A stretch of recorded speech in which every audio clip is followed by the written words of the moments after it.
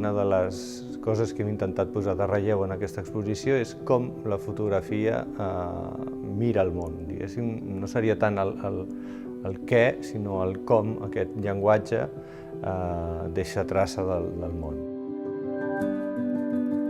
Aquí a la primera sala hem dividit en 4 temàtiques que tenen a veure amb la gramàtica de la fotografia, amb com el fotògraf ordena el que té davant dels ulls. Una segona part que té a veure més amb els territoris, l'hem anomenat realitat, com una realitat desatesa, territoris on la gent pensa sovint que gairebé no hi passa res. I després hi ha 2 temàtiques més, una més relacionada amb el surrealisme, per donar, diguéssim, per enganyar, per fer expandir la visió i la imaginació de l'espectador.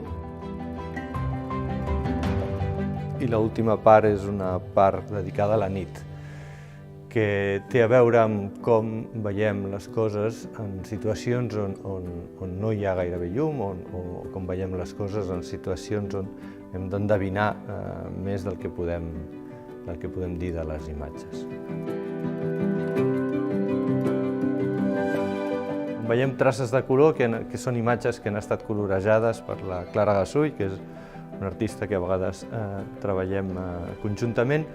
La majoria d'imatges, si no, són en blanc i negre, que és un llenguatge que d'alguna manera ja crea una espècie d'abstracció del que veiem, o sigui, et situa, diguéssim, en un punt una mica on l'espectador ja té un paper molt més important.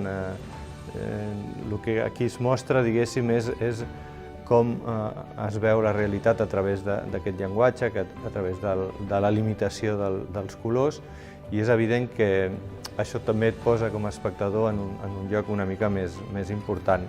I el que aquí veiem és una proposta més relacionada amb allò poètic, amb imatges, diguéssim, on l'espectador no trobarà un discurs absolutament clar, se trobarà una mica com davant d'un poema.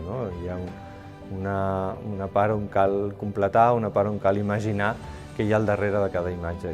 I el que espero és poder incitar a la gent, diguéssim, a trobar el seu lloc davant de les imatges.